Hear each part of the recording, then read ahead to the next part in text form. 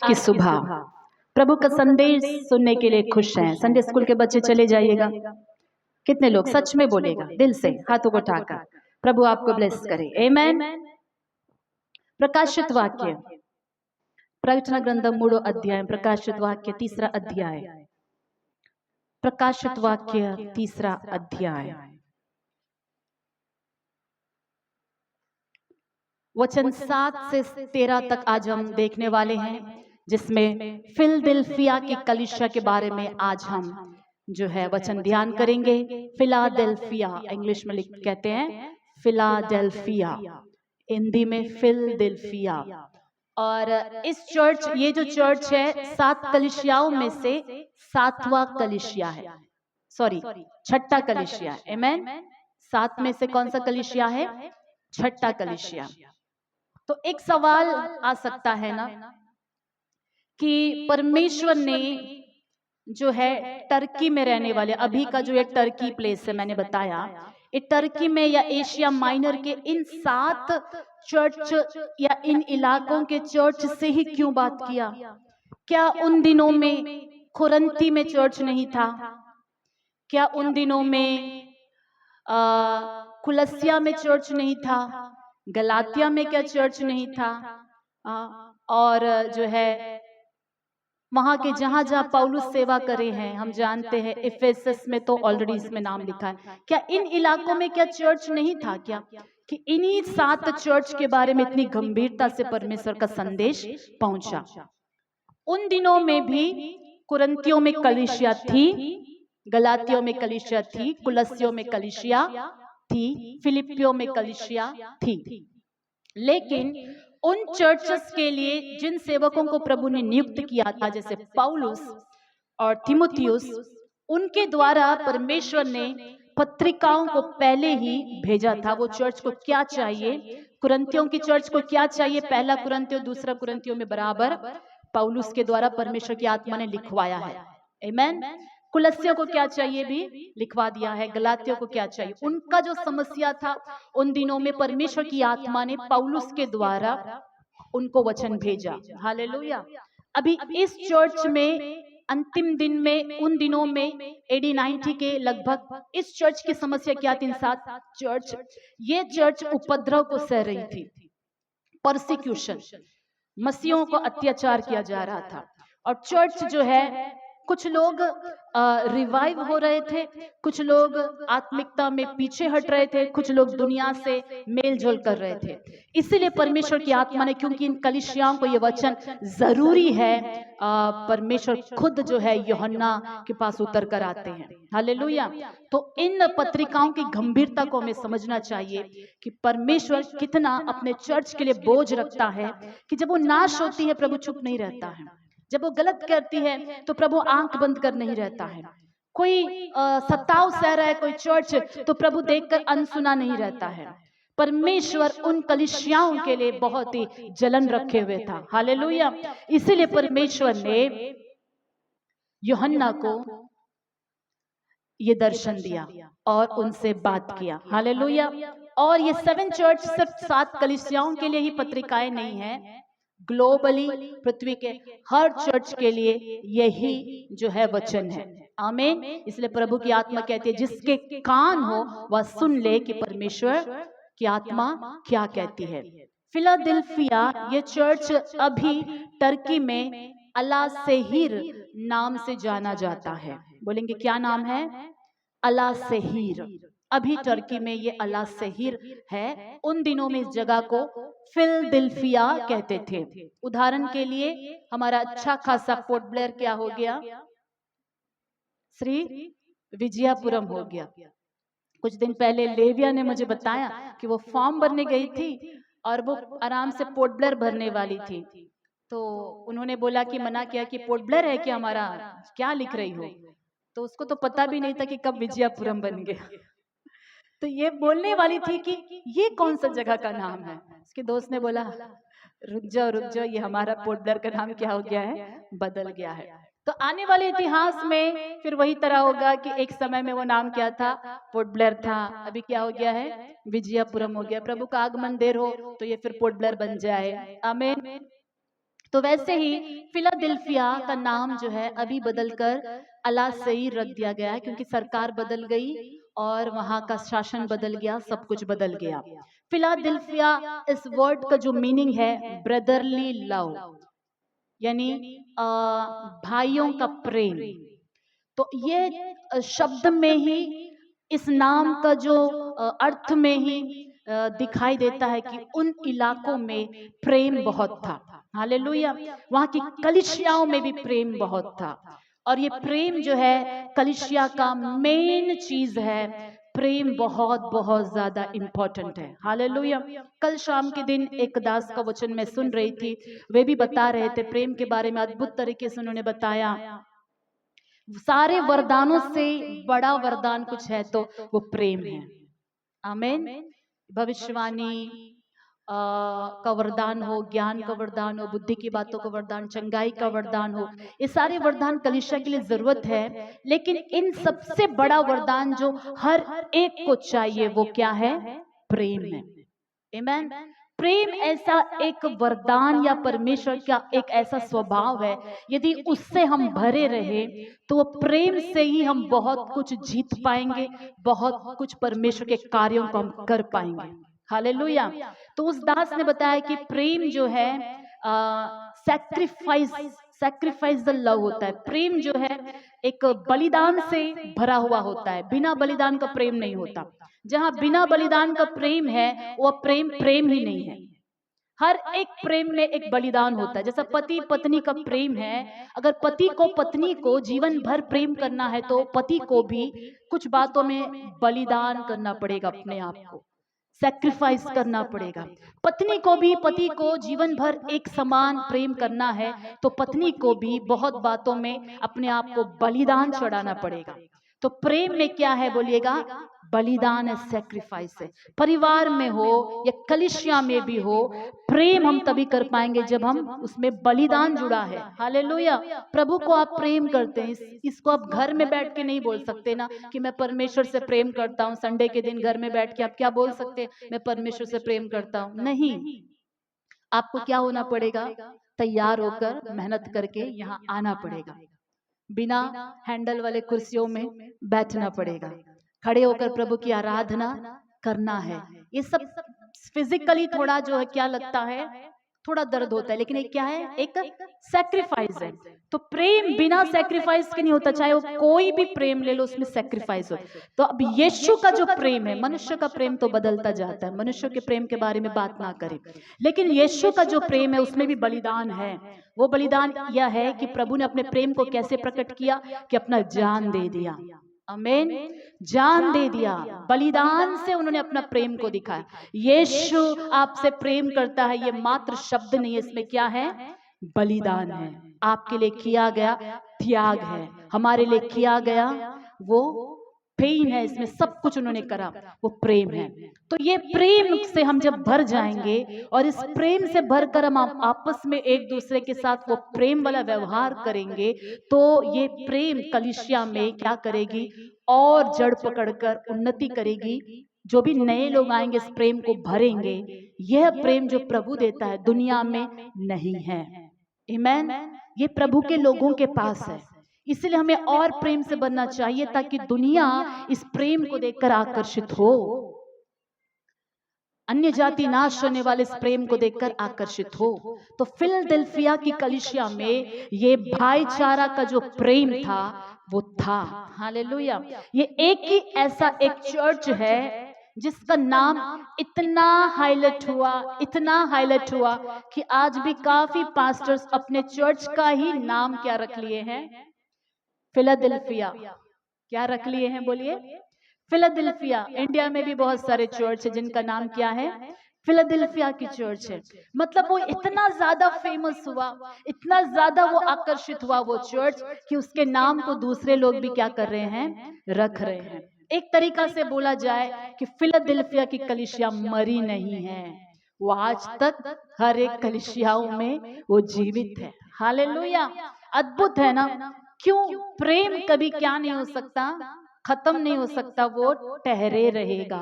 ये चर्च में godly love था, इसलिए चर्च खत्म नहीं हुआ। स्ट्रक्चर के रूप में देखें तो आज टर्की में वो चर्च अभी नहीं है, मौजूद नहीं है, लेकिन हाँ फिलाडेल्फिया की कलीसिया विश्व में कई जगहों पर है। आमेन, हालेलुया, प्रभु को महिमा मिले।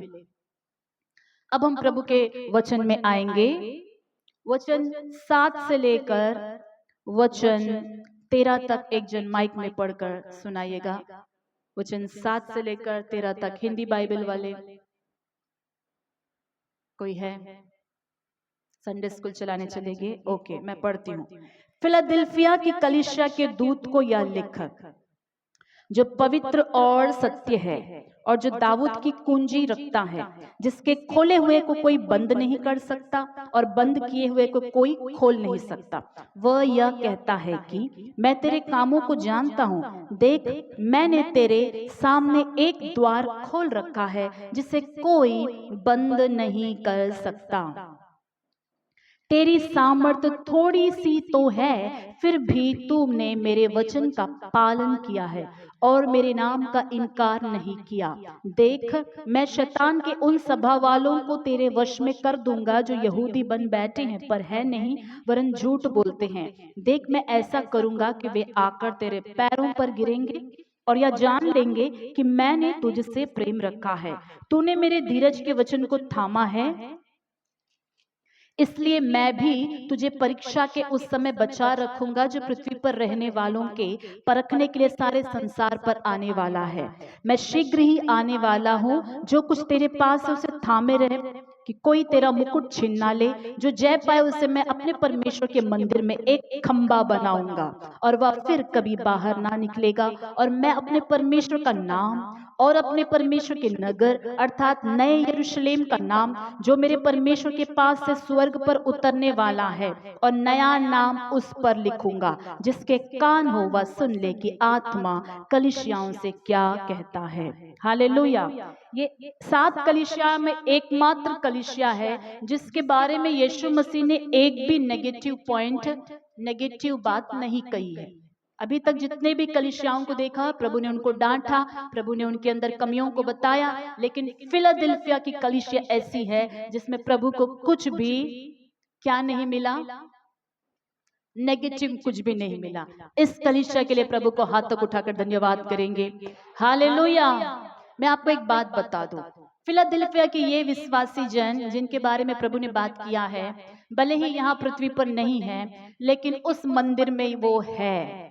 हालेलुया। हम उनसे मिलेंगे, फिलाडेल्फिया के उन विश्वासियों से, वहां पर सेवा कार्य करे वाले सारे सेवकों से वहां जाकर हम मिलेंगे। स्वर्ग में आपको पता है एक बड़ा मंदिर है, आगे मैं वचन में बताऊंगी उन बातों को। तो आते हैं हम पहला वचन। फिलाडेल्फिया की कलीसिया के दूत को यह लिख, जो पवित्र और सत्य है और जो दाऊद की कुंजी रखता है, जिसके खोले हुए को कोई बंद नहीं कर सकता और बंद किए हुए को कोई खोल नहीं सकता, वह यह कहता है कि। आमेन। प्रभु यीशु मसीह अपने आप को, इस कलीसिया को इस प्रकार बताते हैं कि जो पवित्र और सत्य है। आमेन। तो हमारा परमेश्वर क्या है? बोलेंगे पवित्र है और सत्य है। ये हमारे परमेश्वर का एक प्रधान या सर्वोत्तम गुण है जिसको कोई डुप्लीकेट नहीं कर सकता है। हालेलुया। प्रभु का बातों का एक्टिंग कर सकते। अंत के दिनों में मैं ही जीसस हूं बोलने वाले काफी लोग आ गए हैं, आए भी थे और भी आएंगे। यहाँ तक कि एंटी क्राइस्ट यीशु मसीह का वेश धारण करे, मीठी मीठी शांति की बातें कहेगा, लेकिन कोई भी प्रभु यीशु मसीह का ये गुण या ये नेचर को डुप्लीकेट नहीं कर सकता है। हालेलुया। पवित्रता को और सत्य का कोई भी क्या नहीं कर सकता है? हाँ, डुप्लीकेट नहीं कर सकता है। प्रभु यीशु में पवित्रता है और वो पवित्रता उनको बाकी सभी से अलग करती है। मैंने कई बार बताया हमारे परमेश्वर की विशेषता क्या है। हमारा परमेश्वर क्या है? बोलेंगे पवित्र है।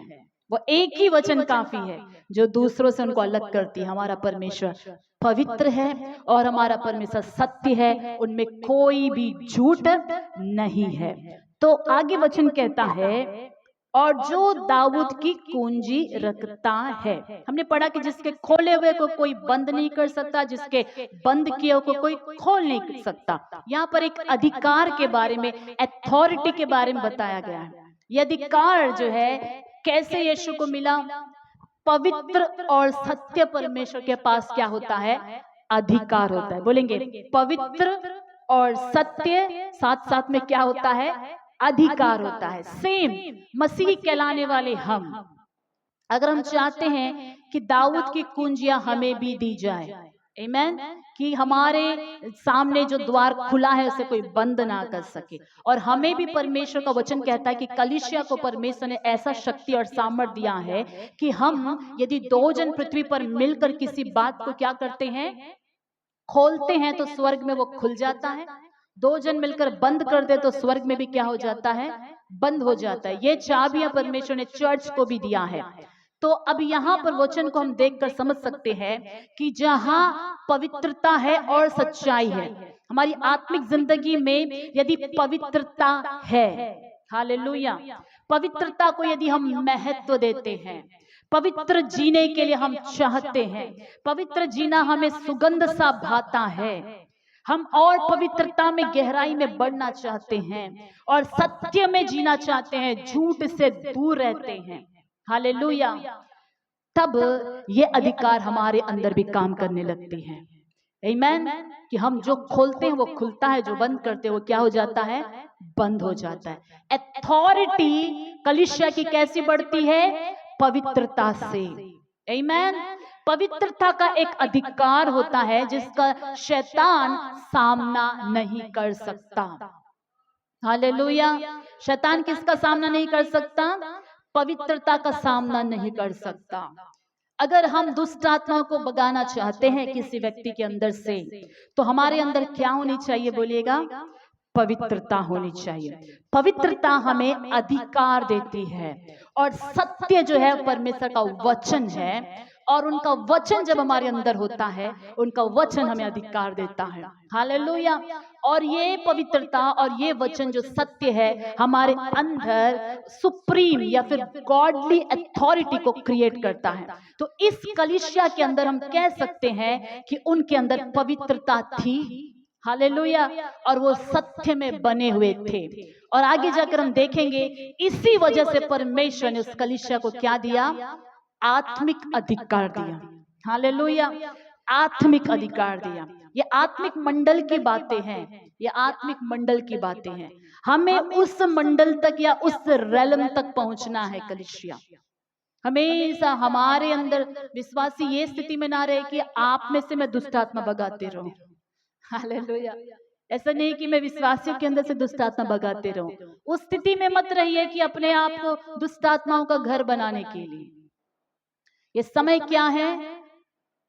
दूसरों के अंदर से दुष्ट आत्मा भगाने का समय है। आकाश मंडल से दुष्ट आत्माओं को भगाने का समय है। हमारे घरों, हमारे जीवनों से दुष्ट शक्तियों को, अंधकार की ताकतों को भगाने का समय है। हालेलुया, मसीही जीवन में यदि हम बढ़ रहे हैं तो बढ़ना इसे भी हम कह सकते हैं कि एक तरफ से हम प्रेम में बढ़ रहे हैं, एक तरफ से पवित्रता में बढ़ रहे हैं, एक तरफ से वचन में बढ़ रहे हैं, एक तरफ से आत्मिक अधिकार में हम बढ़ रहे हैं। हालेलुया, ये कहना गलत नहीं होगा कि फिलाडेल्फिया की कलीसिया स्पिरिचुअल अथॉरिटी को एक्सरसाइज करने वाला एक कलीसिया था। हालेलुया, दुष्ट आत्माओं के ऊपर अधिकार रखा हुआ कलीसिया। आमीन, उनके इलाकों में भी शैतान का राज्य था, जैसे बाकियों के हमने वचन में पढ़ा कि जहां शैतान का सिंहासन है वहां तुम रहते हो। प्रभु ने कहा था तुम उस इजेबेल को रखने देते हो। और परसिक्यूशन क्या फिलाडेल्फिया के एरिया में नहीं था? मसीहों पर अत्याचार वहां पर भी था। क्या धनी लोग वहां पर नहीं रहते थे? वहां पर भी थे। क्या पॉलिटिकल प्रेशर या पॉलिटिकल तरफ से क्या चर्च के ऊपर सताव नहीं था? था, एब्सोल्युटली था। इन सब के मध्य में भी वो प्रभु के अधिकार को लेकर विश्वास और प्रेम से आगे बढ़ रहे थे। हालेलुया, प्रभु को महिमा मिले। हमारी जिंदगी में भी हमें वैसा जीना चाहिए। चर्च कहने से परमेश्वर का एक वो एक सेना है। एक तरफ से बोला चर्च क्या है? प्रभु का एक सेना है। परमेश्वर इस सेना को लेकर दुनिया में अपना कार्य करना चाहता है। चर्च क्या है? परमेश्वर का एक ऐसा झुंड है जो एक ज्योति है, जो दुनिया के अंधकार में रोशनी डाल सकती है। चर्च कहने से क्या है? ये परमेश्वर का राज्य है, जो परमेश्वर अपने कार्यों को इस राज्य में रहकर करता है। हालेलुया। चर्च क्या है? किंगडम ऑफ गॉड, परमेश्वर का राज्य है चर्च। और परमेश्वर के राज्य में क्या होता है? प्रभु का कार्य होता है। हालेलुया। हमारा चर्च का मतलब ये नहीं है कि बस हम एक सोसाइटी की तरह एक झुंड बनाकर एक जगह एकत्रित हो गए हैं, बस प्रभु का थोड़ा हम क्रिश्चियन है, आराधना कर लिए, वचन सुन लिए, हमारा लाइफ थोड़ा अच्छा है, हम चले जाते हैं। ये नहीं है। प्रभु का चुना हुआ हम राज्य है। हालेलुया। परमेश्वर का कार्यों को करने के लिए चुना हुआ सेना है, हम सैनिक है, आत्मिक योद्धा है। यदि हम अपने स्थान को जानेंगे, अपनी अथॉरिटी को जानेंगे, उस अधिकार में पहचान में हम चलेंगे, तभी ही परमेश्वर हमारी कलीसिया को इस्तेमाल करके अपनी इच्छाओं को अंडमान में पूरा कर सकता है। हालेलुया। जब हमने आराधना किया, मैंने बताया था कि वर्शिप क्या करती है? आत्मिक मंडल के शैतान के राज्यों को जलाकर नाश करती है। तो बताइए, शैतान के राज्यों को नाश करना यानी हम क्या हुए? सोल्जर्स हुए। आमेन। और हमारे हथियार क्या है? शारीरिक नहीं है, आत्मिक हथियार है। वो क्या है? स्तुति है उसमें से एक। इन आत्मिक हथियारों से जब हम प्रभु की स्तुति करते हैं, शैतानी ताकतें नाश हो जाती है। हालेलुया। तो प्रभु जो है इस कलीसिया को बताता है कि जिसके जो दाऊद की कुंजी रखता है। तो आज मैं आपको बताना चाहती हूं दाऊद की कुंजी क्या है, या फिर बाइबल में यीशु मसीह के राज्य के बारे में, आने वाले राज्य के बारे में जब भी बताया गया, उसे दाऊद से रिलेट करके ही बताया गया। आमेन। बाइबल में जैसे कि यीशु मसीह को कहा गया सन ऑफ डेविड, दाऊद का पुत्र कहा गया। जानते हैं इस बात को? अंधा बर्तिमई और दो अंधे और जो है कनानी स्त्री, और कई जगह पर हम क्या देखते हैं, वो प्रार्थना करते वक्त क्या प्रार्थना करते हैं? हे दाऊद के पुत्र, मुझ पर दया कर। हालेलुया। तो यीशु मसीह दाऊद का पुत्र कहलाया। और यहाँ तक कि जब यीशु मसीह गधे पर बैठकर यरूशलेम में एंट्री ले रहे थे, तो लोगों ने कैसे आराधना की? दाऊद के पुत्र की होसन्ना। हालेलुया। जो ये प्रोफेसी है दाऊद का पुत्र, ये एक्चुअली जो है हम इसे एक यीशु मसीह के लिए भविष्यवाणी है कि जो दाऊद का पुत्र होगा वही कौन होगा? मसीहा होगा, आने वाला मसीहा, मैसिया। तो कैसे इजरायली जानेंगे कि मसीहा कौन है? एक पुत्र, एक कन्या जो है गर्भवती होगी, पुत्र को जनेगी, ये एक प्रोफेसी है, वो एक चिन्ह था उनके लिए। और सेकंड प्रोफेसी क्या है? जो मसीहा आएगा वो क्या कहलाएगा? दाऊद का पुत्र कहलाएगा। इसका अर्थ है कि वो दाऊद के वंशज में से आएगा। अभी दाऊद कौन है? इजराइल का सेकंड किंग। शाऊल को प्रभु हटाने के बाद इजराइल का पावरफुल किंग या इकलौता राजा जिसने परमेश्वर की इच्छा को 100% पूरा किया, वो कौन है? दाऊद। तो वही दाऊद के ही वंशज में से यीशु पैदा हुए, इसलिए यीशु क्या कहलाए? सन ऑफ डेविड, दाऊद के पुत्र। हालेलुया। इसे आप मत्ती सुसमाचार 12:23 में हम देख सकते हैं, पढ़ने की जरूरत नहीं। सेकंड, यीशु मसीह को एक और नाम भी दिया गया, या यीशु मसीह के सिंहासन का एक नाम दिया गया, थ्रोन ऑफ डेविड। दाऊद के सिंहासन पर विराजमान होगा कौन? यीशु मसीह। हालेलुया। लूका सुसमाचार पहला अध्याय निकालेंगे, लूका सुसमाचार पहला अध्याय 32 and 33. లూకా సువార్త మొదటి అధ్యాయము 32, 33.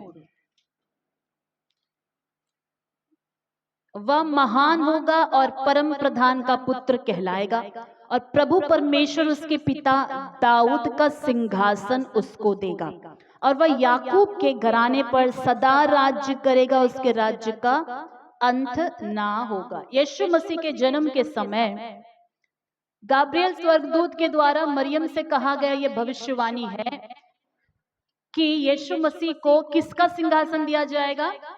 दाऊद का सिंहासन दिया जाएगा। और उनका सिंहासन कैसे रहेगा? सदा काल तक बना रहेगा। क्यों दाऊद का ही नाम लिया गया?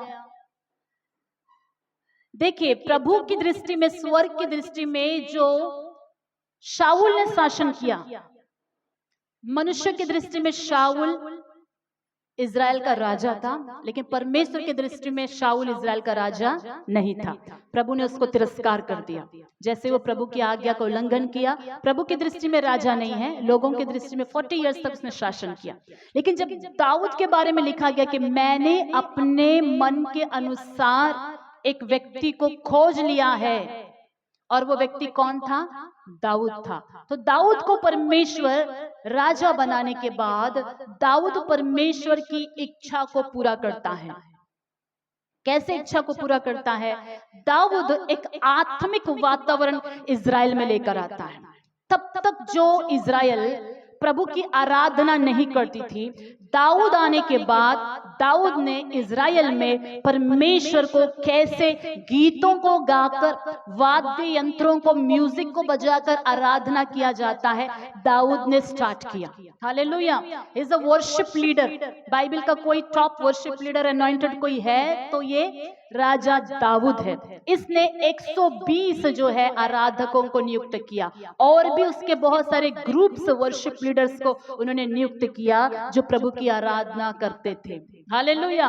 और इतना ही नहीं, दाऊद जो है न्याय और सच्चाई से देश का शासन करता था, परमेश्वर की आज्ञाओं को लोगों को सिखाता था। उस समय देश में चैन था, शांति था, युद्ध तो चल रहा था, लेकिन परमेश्वर ने चारों तरफ से शत्रुओं से बचा कर रखा था।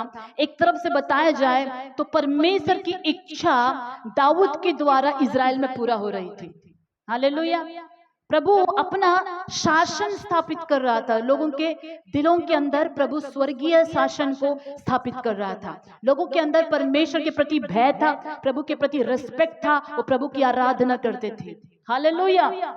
बाहरी समस्याओं के बारे में बात नहीं कर रही हूं, एक आत्मिक जागृति का समय था।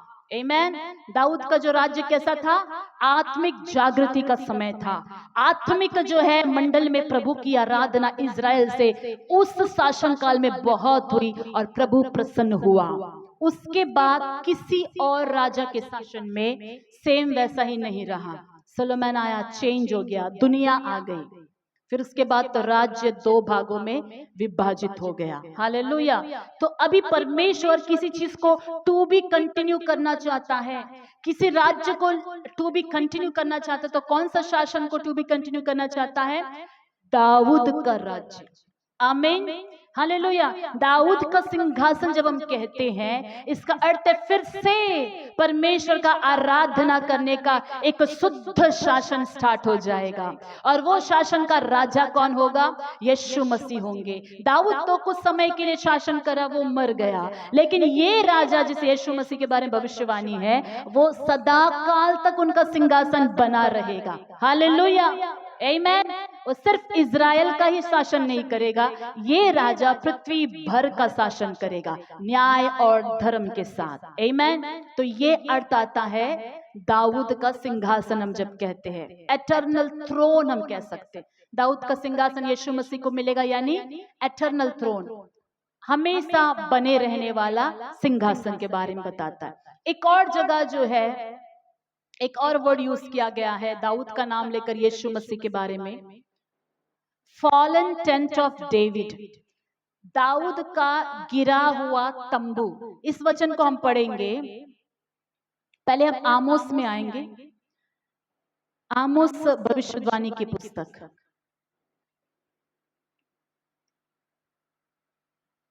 उसका 9वां अध्याय, 9वां अध्याय 11 वचन से 15 तक। आपके बाइबल में आपको मिला है तो जरूर मिलेगा। 11 से 15 पढ़। उस समय मैं दाऊद की गिरी हुई झोपड़ी को खड़ा करूंगा और उसके बाड़े के नाकों को सुधारूंगा, उसके खंडरों को फिर बनाऊंगा, जैसा वह प्राचीन काल में था उसको वैसा ही बना दूंगा, जिससे वे बचे हुए एदोमियों को वरन सब जातियों को जो मेरी कहलाती है अपने अधिकार में ले। यहोवा जो यह काम पूरा करता है उसकी यही वाणी है, यहोवा की यह भी वाणी है, देखो ऐसे दिन आते हैं कि हल जोतने वाला लवने वाला को और दाख रौंदने वाला बीज बोने वाले को जा लेगा, पहाड़ों से नया दाग मधु टपकने लगेगा, सब पहाड़ियों से बह निकलेगा। मैं अपनी प्रजा इज़राइल के बंदियों को लौटा ले आऊंगा और वे उजड़े हुए नगरों को सुधारेंगे, उनमें बसेंगे, वे दाख की बारियां लगाकर दाख मधु पिएंगे, बगीचे लगाकर उनके फल खाएंगे। मैं उन्हें उन्हीं की भूमि में बोऊंगा और वे अपनी भूमि में से जो मैंने उन्हें दी है फिर कभी उखाड़े ना जाएंगे। तुम्हारे परमेश्वर यहोवा का यही वचन है। नए नियम में आएंगे, इसी भविष्यवाणी को नए नियम में पढ़ेंगे। अपोस्तल कार्यम प्रेरितों के काम 15वां अध्याय, एक्ट्स ऑफ अपोस्टल्स चैप्टर 15 उसका 15 से पढ़ रही हूं, 15 నుంచి చదువుతున్నాను, 15 to 18। इसलिए इससे भविष्यद्वक्ताओं की बातें भी मिलती है। कौन सी भविष्यद्वक्ता? आमोस भविष्यद्वक्ता जो अभी हमने पढ़ा। जैसे कि लिखा है, इसके बाद मैं फिर आकर दाऊद का गिरा हुआ ढेरा उठाऊंगा और उसके खंडरों को फिर बनाऊंगा और उसे खड़ा करूंगा, इसलिए कि शेष मनुष्य अर्थात सब अन्य जाति जो मेरे नाम के कहलाते हैं प्रभु को ढूंढे, या वही प्रभु कहता है जो जगत की उत्पत्ति से इन बातों का समाचार देते आया है। हालेलुया। यहाँ पर पत्रस यरूशलेम में आकर अपने अन्य जातियों के बीच जो उसने सेवा कार्य किया था, अन्य जातियों के बीच में सेवा करते समय कैसे अन्य जाति पवित्र आत्मा से भर गए थे, इन बातों को देखकर यरूशलेम में रहने वाले यहूदियों को समझ में नहीं आया कि कैसे अन्य जाति पवित्र आत्मा से भर सकते हैं, कैसे अन्य जातियों में ये कार्य हो सकता है। तब पत्रस जो है यहूदियों को समझाने के लिए कहता है कि ये तो वही प्रोफेसी है जो हमने भविष्यद्वक्ताओं के मुंह से सुनी थी कि मैं दोबारा आकर दाऊद का गिरा हुआ तंबू को फिर से बनाऊंगा, तब अन्य जातियां आएंगे, मैं उनको बसाऊंगा। हालेलुया। तो डेविड्स फॉलन टेंट यहाँ पर यीशु मसीह का सेवा कार्य को दिखाता है। आमीन। दाऊद का गिरा हुआ तंबू क्या है? यीशु मसीह का सेवा कार्य जो वो अन्य जातियों के बीच में या इजराइलियों के बीच में अपने आत्मिक कार्यों को करने जा रहा था। दाऊद का तंबू कब गिर गया? जिस पल इजराइली परमेश्वर को छोड़कर अन्य जातियों की तरफ मुड़े, दाऊद का तंबू क्या हो गया? गिर गया। इसका मतलब है डेविड का टेंट गिरने का जो स्पिरिचुअल अर्थ ये है कि दाऊद का राज्य क्या हो गया? वो गिर गया। वो आत्मिकता क्या हो गया? इजराइल में गिर गया। वो सुरक्षा क्या हो गया? घर का गिरना क्या है? सुरक्षा टूट गई। वो इजराइल के चारों तरफ जो शहर बना था वो टूट गया। अब जो है इजरायली लोग क्या हो गए? देश विदेशों में तितर बितर हो गए। तो ये दो प्रोफेसी को फुलफिलमेंट करता है ये भविष्यवाणी। एक तो आमोस में ये भी लिखा है अन्य जातियां को सुसमाचार का मौका मिल रहा है, वो जो दोबारा से जब प्रभु बांध रहा है, और दूसरा इजरायली का पुनर्निर्माण के बारे में, इजराइल देश फिर से बांधा जाएगा, तितर बितर हो गए वाले फिर से वन कंट्री वन नेशन हो जाएंगे। ये प्रोफेसी, दोनों प्रोफेसी फुलफिलमेंट हो चुका है। हालेलुया। इजरायली वन नेशन बन गए। 1948 में इजरायली देश क्या हो गया? वन नेशन बन गया। और उस वक्त सारे देशों से इजरायली वापस आए, अब ये एक देश के रूप में है। हालेलुया। ये भविष्यवाणी टू बी कंटिन्यू पूरा चल ही रहा है, हो ही रहा है।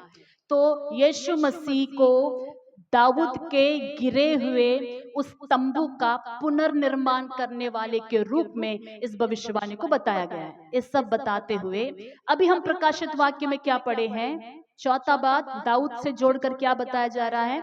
अब यीशु मसीह के पास क्या है? दाऊद की कुंजी। दाऊद का क्या है? चाबी। दाऊद के पास क्या कुछ चाबी थी? दाऊद के पास क्या चाबी थी होगी? राजमहल का चाबी था होगा, उसके घर की चाबी थी होगी, तिजोरी की चाबी थी होगी। दाऊद के पास क्या सच में लिटरली कोई चाबी थी क्या? बोलेंगे जो घर जैसे एक राजा के पास अपने महल की चाबियां होती है, अपने भंडार की चाबियां होती है, वैसे ही उसके पास भी चाबियां थी। ये फिर एक आत्मिक अर्थ को दिखाता है कि दाऊद के पास एक अधिकार था। आमेन। उसी अधिकार से दाऊद ने गोलियात को हराया था। आमेन। वो आत्मिक अधिकार था। एक जो है पत्थर फेंकते ही गोलियात जो इतना लंबा चौड़ा है 9 फुट का आदमी क्या हो जाता है? ढेर हो जाता है। वो कैसे हुआ? कल के दिन ही मैंने एक दास के द्वारा सुना था, दाऊद का जो हाइट था 4.9 था। हालेलुया। राजा दाऊद का हाइट कितना था? 4.9। मतलब मुझसे भी कद में नाठा था। तो उतना छोटा, हाँ बोल रहे पवित्रा की तरह, उतना कद में छोटा राजा या लड़का, उस समय तो वो राजा भी नहीं बना था, लड़का 9 फीट एक जायंट, एक राक्षस को कैसे एक पत्थर से मारकर मरा सकता है? कुछ तो थी ना उसके पास। वही है सेनाओं के यहोवा का नाम, परमेश्वर का सामर्थ्य, स्पिरिचुअल अथॉरिटी। आमेन, हालेलुया। उस अधिकार के सामने, वो अधिकार जिसके पास है, उसको अपना शरीर स्ट्रांग होने की आवश्यकता नहीं है, उसका हाइट लंबा होने का जरूरत नहीं है, बॉडी मोटा होने का जरूरत नहीं है, विटामिन का गोली खाने का जरूरत नहीं है, विटामिन ड्रिंक पीने का जरूरत नहीं है, गोश्त मछली खाने का जरूरत नहीं है। वो अधिकार आत्मिक अधिकार है। हालेलुया। जो प्रभु की आराधना कर करके दाऊद प्रभु के करीब पहुंचकर परमेश्वर की आत्मा से परिपूर्ण होकर, पवित्र आत्मा परमेश्वर ने उसे दिया था। दाऊद के पास वो सीक्रेट था। हालेलुया। वो कुंजी थी, और वही कुंजी के बारे में ही यहाँ पर भी बताया जा रहा है। यीशु मसीह के पास भी स्पिरिचुअल अथॉरिटी है। उसी आत्मिक अधिकार को क्या बोलते हैं? चाबी बोलते हैं। क्या बोलते हैं? चाबी बोलते हैं। हालेलुया। जो मैंने अभी थोड़े समय पहले बताया, चर्च के पास भी चाबियां है, दरवाजा बंद करने का भी, दरवाजा खोलने का भी। तो यीशु मसीह के पास दाऊद की चाबियां हैं, और वह कहता है जिसके खोले हुए को कोई बंद नहीं कर सकता, और बंद किए हुए को कोई खोल नहीं सकता। हालेलुया। प्रभु ये कौन से दरवाजे के बारे में बोल रहा है कि अगर मैं खोलूं तो कोई बंद नहीं कर सकता, यदि मैं बंद करूं तो कोई खोल नहीं सकता? ये कौन से दरवाजा के बारे में बात कर रहा है? ये है उद्धार का द्वार, रक्षणा अने तलुपु, द डोर ऑफ सैल्वेशन। यदि परमेश्वर यीशु मसीह के पास ही सिर्फ वो अधिकार है कि वो दरवाजा खोल सकता है हमारे लिए, और यीशु मसीह ने यदि किसी के लिए दरवाजा बंद कर दिया है तो कोई खोल नहीं सकता। हालेलुया। जब यीशु मसीह के पास जो है 5 बुद्धिमान वो कुंवारियां आई थी, तो प्रभु ने द्वार को खोल रखा था। वो प्रवेश करने के बाद परमेश्वर ने क्या कर दिया? दरवाजे को बंद कर दिया। पीछे जो आई थी वो कितना भी खटखटाने से वो दरवाजा क्या नहीं हुआ? खुला नहीं। स्वर्ग का दरवाजा का हकदार या मालिक कोई है तो यीशु मसीह के अलावा कोई नहीं है। हालेलुया। उस राज्य का चाबी, उस राज्य के द्वार का चाबी किसी के पास है तो सिर्फ यीशु मसीह के पास है। वही खोल सकता है, वही बंद कर सकता है। कोई अपने आप से नहीं बोल सकता कि मैं भी वहां प्रवेश कर सकता हूं। यीशु के बिना कोई भी उनके राज्य में प्रवेश नहीं कर सकता है। हालेलुया। पिछले दिनों में मैं कुछ साल पहले की एक घटना को, एक टेस्टिमनी को मैंने याद किया। कुछ लोगों से मैंने फिर दोबारा शेयर किया, जो नए थे वो नहीं जानते तो उनको मैंने बताया।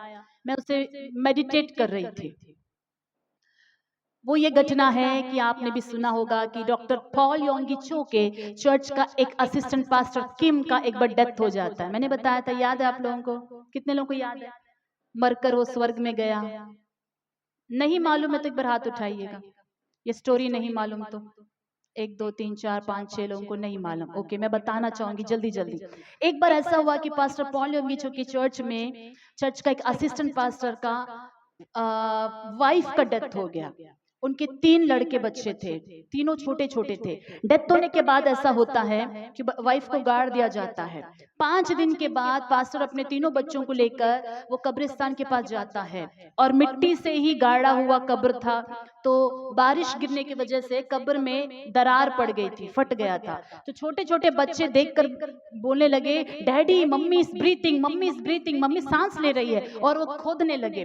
तो उनके डैडी ने बोला, मम्मी सांस नहीं ले रही है बच्चे, बारिश की वजह से जमीन ऐसा फटा है। वो बहुत डिसअपॉइंट हो गए, बहुत दुख हो गए। पास्टर को उन बच्चों का दुखी सहा नहीं गया, वो भी दुखी से भर गए। जस्ट 5 डेज हुआ था डेथ होके वाइफ का। तो वो घर आए और बच्चों को पैसे देकर बोलने लगे कि कुछ आप कुकीज खा लो, और वो बाइबल खोलकर अपने आप को शांति दिलाने के लिए, हिम्मत पाने के लिए वचन पढ़ रहे थे। और जब वचन पढ़ रहे थे, अचानक उनको हार्ट में एक बड़ा स्ट्रोक आता है और पास्टर गिर जाते हैं और वहीं पर उनकी मृत्यु हो जाती है। हॉस्पिटल ले जाते हैं, लेकिन डॉक्टर्स कह देते हैं कि पास्टर का डेथ हो गया है। डेथ होने के बाद वहां के चर्च के बाकी जो एल्डर्स होते हैं, पास्टर पॉल यंगीचो को इन्फॉर्म करते हैं कि हमारे चर्च के पास्टर का हार्ट अटैक से डेथ हो गया। पास्टर बहुत दुख होते हैं, लेकिन करीब नहीं होने की वजह से पैसों का इंतजाम करते हैं, बोलते हैं कि आप इनका कार्यक्रम कर दो, मैं दूसरे देश में हूं, आ नहीं सकता। तो वो पास्टर के बॉडी को एक दिन टाइम लेकर अगले दिन नहलाकर सब कुछ रेडी करते हैं, पेटी लाते हैं, चर्च के 5 असिस्टेंट पास्टर एल्डर सब होते हैं, और गीत गाया जा रहा है, पेटी में लाश पड़ा है। हालेलुया। जब गीत गाया जा रहा है, लास्ट सॉन्ग के टाइम में वो पास्टर किम जो डेथ हो गया था, वो आंख खोलकर उठ जाते हैं, और उठते ही ये जो वर्शिप कर रहे थे, गाना गा रहे थे, ये सब भाग जाते हैं बाहर, डर के मारे भागकर, और देखते रहते हैं। तो पास्टर पीछे मुड़ के दरवाजे के पास आओ आओ बुलाते हैं, और ये डर के तुम जाओ बोलते हैं। तो पास्टर के पास धीरे धीरे वो हिम्मत करके 5 हो जाते हैं। जाने के बाद पास्टर उनसे गुस्सा करके बोलता है कि तुम लोगों ने मुझे क्यों गाड़ने जा रहे थे, मुझे जिंदा क्यों गाड़ने जा रहे थे। उन्होंने बोला, पास्टर आप तो मर गए थे कल के दिन, ये देखो मेडिकल सर्टिफिकेट भी दिया गया है। तब पास्टर को याद आता है कि उनके साथ क्या हुआ। पूछते हैं कि पास्टर आपके साथ क्या हुआ था। बोलते कि मैं बाइबल पढ़ रहा था, पीछे से किसी ने तलवार को, ऐसा लगा कि कोई तलवार से मारा, और मुझे पेन लगा हार्ट में, और मैं गिर गया। गिरते ही मैं उठा और देख रहा हूं कि स्वर्ग से 3 स्टार्स चमकते हुए नीचे आ रहे हैं, और जब नजदीक आया देखा तीनों जो है एंजल्स है। स्वर्गदूत ने बोला कि चलो मैं तुम्हारे घर दिखाने ले जाऊंगा। और जब मैं उनके साथ जा रहा था, पीछे मुड़ के मैंने देखा, अरे मैं तो वहीं पे पड़ा हूं। मैंने उनको बोला, अरे मैं तो वहां पड़ा हूं, फिर मैं यहाँ कैसे हूँ। एंजल्स ने बोला, अरे उसी के अंदर तुम इतने साल से रहते थे, अभी चलो तुम्हारा घर मैं दिखाऊंगा। उनके साथ जाते वक्त उन्होंने बताया पास्टर ने कि नॉर्थ पोल, दुनिया का जो है उत्तरी ध्रुव जहां पर है, नॉर्थ पोल अंटार्कटिका वहां पर आता है, वहां से रूट था, हाईवे था हेवन जाने का। ध्यान से सुनिएगा, अंटार्कटिका के वहां पर वो गए, वहां से एक हाईवे था, बहुत चौड़ा, बहुत बड़ा हाईवे, जो एस्केलेटर जैसा होता है, ऑटोमेटिक सीढ़ियां, वैसा था वो रोड। उसमें जाते ही वो अपने आप से ऊपर जा रहा है, इतने स्पीड से जा रहा है, दोनों तरफ देखने से बड़े बड़े तारे गोल गोल आकार में चमक रहे हैं। वो जाते जाते उस सीढ़ी में, हाईवे में, 1-2 नहीं, पृथ्वी पर से अनेक लोग जिनका मृत्यु हो रहा है, पवित्र लोग, वो भी ट्रैवल करते ऊपर आ रहे हैं। ऊपर जाते जाते जाते जाने के लिए 1 दिन का वक्त लगा, उतना दूर था। वहां पहुंचे, यीशु ने उनको स्वागत किया। यीशु बहुत सुंदर थे, हालेलुया। वहां जाकर वो प्रभु के भवन को देखे, temple of the Lord, heaven में जो टेम्पल है, वहां में परमेश्वर का रूप को देखे, चट्टान जैसा बड़ा है, चमक रहा है। कुछ बातें मैं शॉर्टकट में बता रही हूँ। और उसके बाद आखिरी में वो बोले कि मुझे अपने वाइफ से मिलना है। तो यीशु ने बोला कि तुम्हारी पत्नी के ही तो प्रार्थना के रिक्वेस्ट की वजह से तुम आज यहाँ पर हो। आमीन। तो तुम्हारी पत्नी ने बोला कि बच्चे बहुत रो रहे हैं, पास्टर बहुत दुखी है, एक बार उनको स्वर्ग में लेकर आ जाइए। तो अब पत्नी के लिए वेट कर रहे हैं। एक बड़ा सा महल है सोने का, उसमें से एक सुंदर औरत बाहर आ रही है, और प्रभु ने बोला ले तुम्हारी ये पत्नी है। वो देखकर हैरान हो गए। छूने का तो अनुमति नहीं था, क्योंकि अभी तक वो पृथ्वी से जुड़े थे, छूने का अनुमति नहीं मिला। उसकी पत्नी ने बोला कि जाओ और बच्चों को बोलो कि मम्मी पृथ्वी से भी बहुत ज्यादा जिंदा है यहाँ पर, हालेलुया। मम्मी यहाँ पर बहुत खुश है और तीनों बच्चे सेवक बनेंगे और मेरा सेवा करने के बाद एक समय तुम सब यहाँ पर आओगे, हालेलुया। जब वो पत्नी जा रही थी तो पीछे की तरफ पत्नी का सर चमक रहा था। वो चमकते हुए भाग को देखकर पास्टर ने जीसस से पूछा, यीशु मसीह ये क्यों मेरे पत्नी का पीछे तरफ इतना चमक रहा है? यीशु मसीह ने बोला, याद है जब तुम लोग नौजवान नए नई शादी हुई थी, एक दिन संडे का दिन खेत में काम करना छोड़कर तुम चर्च चले गए थे दोनों। वापस आते हुए पत्नी के जो डैडी है एक पत्थर लेकर जोर से मारे गुस्सा में, और वो पत्थर यहाँ पर लगा और वहां पर घाव हो गया था, ब्लड क्लॉट हो गया था। वही मार, परसिक्यूशन, प्रभु के लिए खाया हुआ हर निंदा, हर मार स्वर्ग में बड़ा महिमा को उत्पन्न करता है। डायमंड की तरह चमक रहा था, हालेलुया। वो देखकर हैरान हुए। वहां से प्रभु से पूछे, प्रभु मुझे अपना घर भी देखना है। प्रभु ने बोला, हाँ मैं दिखाऊंगा। वहां से आते आते उन्होंने देखा एक बहुत आलीशान महल चमक रहा है, बहुत बड़ा, बहुत विशाल, बहुत लग्जरियस। प्रभु उन्होंने देखा कि किसका है। अंदर से एक सुंदर औरत आई। देख के पास्टर ने पहचाना, अरे ये तो हमारे चर्च की वो बुड्ढी है, पॉल यंगी जो चर्च की वो बुड्ढी है जो झुक कर क्या करती, चर्च में हर दिन प्रेयर खत्म होने के बाद झाड़ू लगाती है, चेयर्स पोंछती है, टॉयलेट धोती है। ये तो वो है। प्रभु इतना बड़ा महल। प्रभु ने बोला, हाँ, पृथ्वी में जो प्रभु के राज्य के लिए छोटा से भी छोटा काम दीन होकर करता है, स्वर्ग में बड़ा प्रतिफल उसको मिलता है, हालेलुया। इसलिए मैं कहना चाहूंगी बिलीवर्स, अगर आपको झाड़ू पकड़ने का मौका चर्च में मिलता है, आप आने वाले दिनों के लिए राज्य में बड़ा धन जमा कर रहे हो। आमीन। दशमांश देने वाले से भी ज्यादा धनिक झाड़ू चर्च में पकड़कर मारने वालों का है। स्टीवन कहाँ है? स्टीवन बहुत बड़ा धनिक है। आमीन। हमारे चर्च में सबसे बड़ा धनवान कौन है स्वर्ग में? स्टीवन है। और उसके साथ साथ जो जो उसको मदद कर रहे हैं वो भी है, हालेलुया। मुझसे भी बड़ा धनिक हो जाएगा स्टीवन, क्योंकि वो तो बहुत प्रभु का राज्य के लिए काम कर रहा है चर्च के अंदर, बेसिक बेसिक काम। आप लोग भी, जितने लोग भी, भाई शुभाकर से लेकर उनको सपोर्ट करने वाले जितने लोग भी डस्टबिन का कचरा उठाते हैं, प्लेट्स उठाते हैं, काम करते हैं, बर्तन साफ करते हैं, ये व्यर्थ नहीं जाने वाला है। हेवन में भंडार भंडार भंडार उत्पन्न हो रहा है, हालेलुया। और ये झूठ नहीं है, ये 101% से भी ज्यादा ये सच है, हालेलुया। इसलिए आत्मिक उन्माद हमारे अंदर होना चाहिए। प्रभु के काम के लिए चोरी छिपा पीछे हटना नहीं होना चाहिए। मैं नहीं करूं वो कर लेगा, हाँ, हल्का पलका नहीं, दिल से करे तो कमाएंगे स्वर्ग में। आगे जाते जाते वहां पर एक छोटा सा घर था। स्वर्ग राज्य में किसका?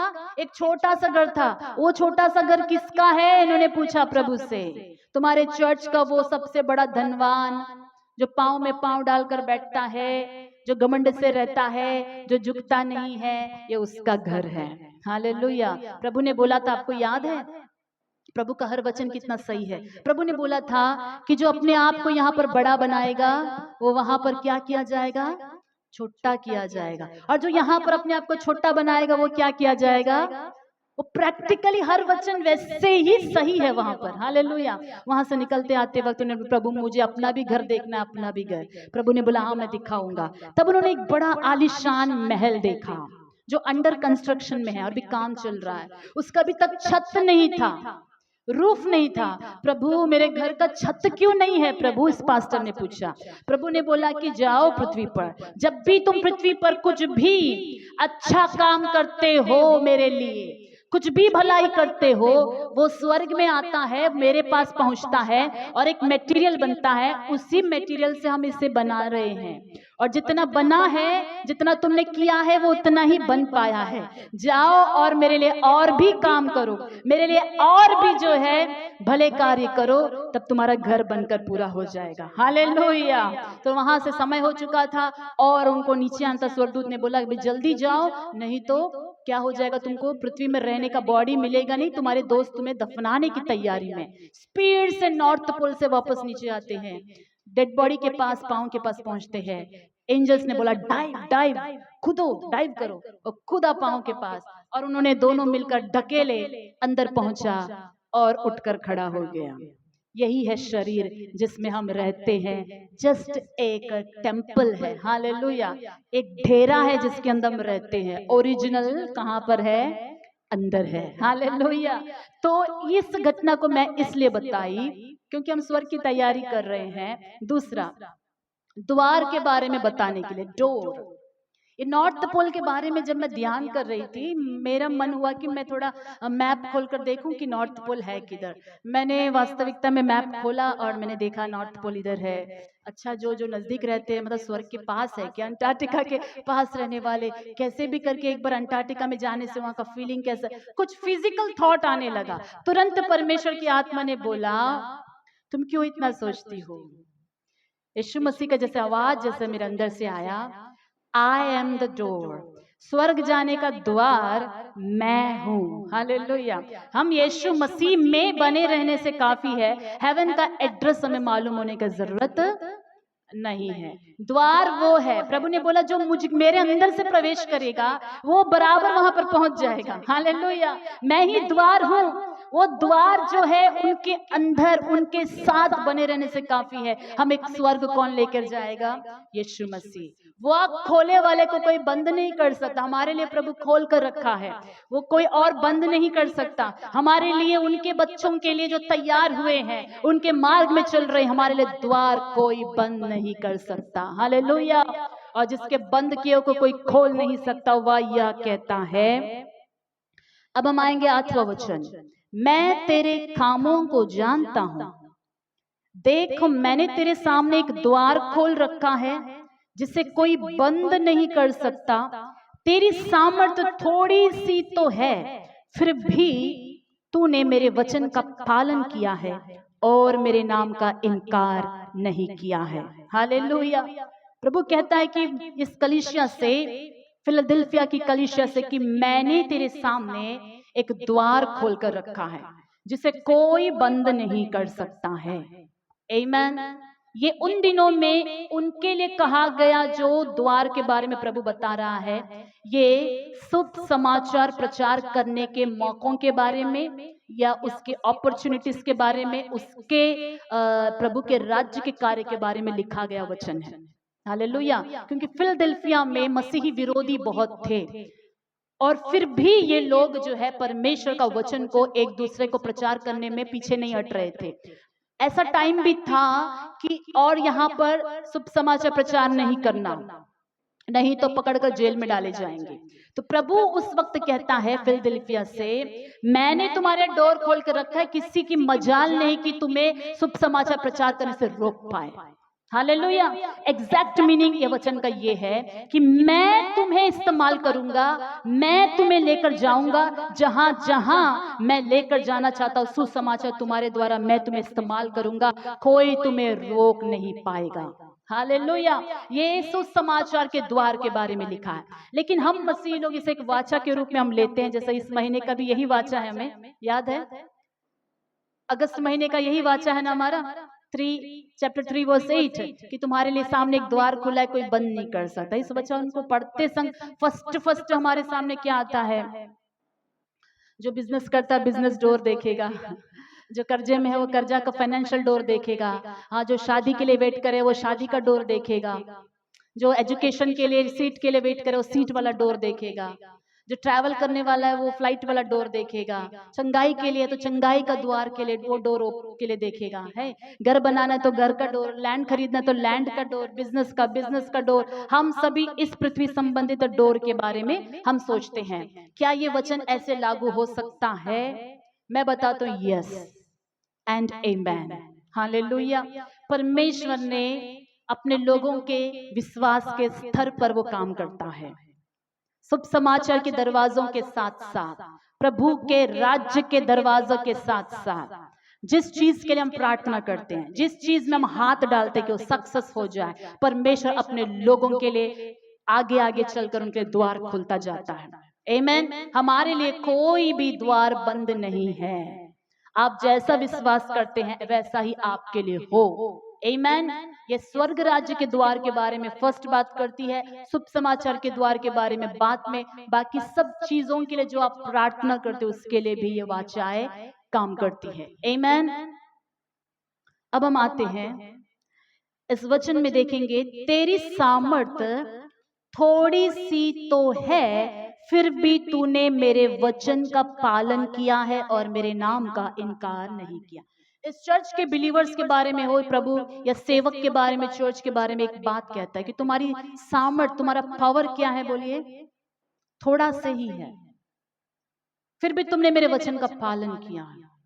ये फिजिकल स्ट्रेंथ के बारे में बताती है, ये फाइनेंशियली स्टेटस के बारे में बताता है, और ये मंडली के बारे में बताता है कि तुम्हारे लोग कम हैं, तुम्हारा स्ट्रेंथ क्या है? ताकत थोड़ी सी है। ज्यादा लोग है तो ज्यादा ताकत, कम लोग है तो कम स्ट्रेंथ।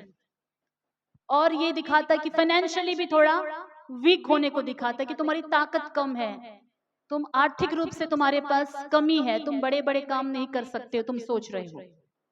और फिजिकल स्ट्रेंथ के बारे में भी बताता है कि तुम्हारा शरीर में उतना ताकत नहीं है जितना एक बलवान के पास या एक नॉर्मल व्यक्ति के पास होता है। लेकिन इसके बावजूद भी परमेश्वर क्या कहता है? प्रभु के लिए वो बातें रुकावट ही नहीं है, आमेन, वो बातें नेगेटिव ही नहीं है। प्रभु कहता है इसके बावजूद भी तुम मेरे वचन का क्या कर रहे हो?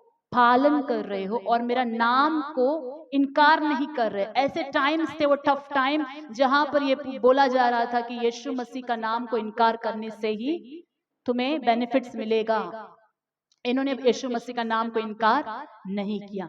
फिजिकली वीक हो, फाइनेंशियली वीक हो, स्ट्रेंथ में वीक हो, प्रभु का वचन का पालन कर रहे थे। ये हमारे सक्सेस के लिए, आत्मिक जिंदगी का सक्सेस के लिए बड़ा बड़ा बड़ा एक हथियार है कि हम किस चीज में वीक है नो मैटर। इस वजह से प्रभु का कार्य हमारे द्वारा नहीं हो पा रहा है, क्योंकि हमारे पास फाइनेंशियल नहीं है, क्योंकि मेरे शरीर में शक्ति नहीं है, इसलिए बड़ा बड़ा काम नहीं कर पा रहा हूँ। मेरे पास जो है अंतस्थौमत ले दो, उतना मेरे पास ताकत नहीं है, उतने लोग नहीं, उतना भीड़ नहीं, उतना सपोर्ट नहीं, इस वजह से आगे नहीं बढ़ पा रहा हूँ। ये सोचना गलत है। जो द्वार परमेश्वर ने आपके सामने, हमारे सामने खोल के रखा है, वो बंद नहीं होगा। कोई मनुष्य बंद नहीं कर सकता। उसके लिए क्या चाहिए? सिर्फ ओबीडियंस चाहिए।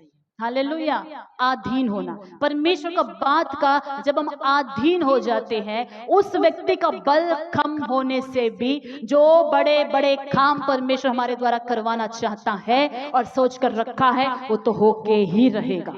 हालेलुया। की क्या है? चाबी क्या है? ओबीडियंस, प्रभु का वचन का पालन। प्रभु मुझसे नहीं होगा, मेरी शक्ति कम है, नो मैटर, प्रभु का वचन का पालन करना, उनके वचन का इनकार नहीं करना, उनके नाम का इनकार नहीं करना। ऐसा करने की वजह से देखिएगा फुल्ली इनके पास स्पिरिचुअल स्ट्रेंथ है। फिजिकल स्ट्रेंथ यहाँ पर नहीं दिख रहा है इस चर्च में। क्या स्ट्रेंथ है इसके पास? आत्मिक शक्ति, वचन का ताकत, प्रेम का ताकत, शुभ समाचार का ताकत। हालेलुया। प्रभु की आत्मा का ताकत इनके पास है। उससे क्या होता है? वचन आगे हम देखेंगे, 9वां वचन, देख मैं शैतान के उन स्वभाव वालों को तेरे वश में कर दूंगा जो यहूदी बन बैठे हैं पर है नहीं, वरन झूठ बोलते हैं। देख मैं ऐसा करूंगा कि वे आकर तेरे पैरों पर गिरेंगे और यह जान लेंगे कि मैंने तुझसे प्रेम रखा है। हालेलुया। जो शैतान के स्वभाव वाले थे उन दिनों, इस चर्च से लड़ने वाला जो ग्रुप था, अपने आप को कहते थे कि हम भी क्या है? यहूदी हैं, हम भी क्रिश्चियन हैं, हम भी चर्च के लोग हैं, लेकिन वैसा थे नहीं। वो अंदर से शैतान के जो है स्वभाव वाले थे। परमेश्वर क्या करता है? वो शैतानी ताकत जो उनके पीछे काम करती है, देखिएगा, एक विरोध करने वाले, मसीह पर अत्याचार करने वाला, चर्च को डिस्टर्ब करने वाला जो ग्रुप होता है, चाहे वो कोई भी ग्रुप हो, उस ग्रुप का कुछ भी नाम हो, उसके पीछे जो काम करता है वो शैतानी ताकत काम करती है। हालेलुया। उसके पीछे कौन काम करता है? डेविल काम करता है, शैतान काम करता है। और परमेश्वर ने इस चर्च को क्या अधिकार दिया कि वो शैतान इनके पांव के पास आकर गिरने का सामर्थ और अधिकार दिया। हालेलुया। दाऊद की कुंजी ऐसा काम करती है। आमेन। इनका स्पिरिचुअल अथॉरिटी देखिए। अभी के दिनों में लोग छोटे छोटे जादू टोनाओं से डर जाते हैं ना। क्रिश्चियंस क्या हो जाते हैं? हाँ, जादू टोना से भी डरने लगते हैं। प्रभु के इस कलीसिया को देखिएगा, वो शैतानी सारे लोग इनके पाँव के पास आकर गिर पड़ने का तरह परमेश्वर ने कर दिया। किस वजह से?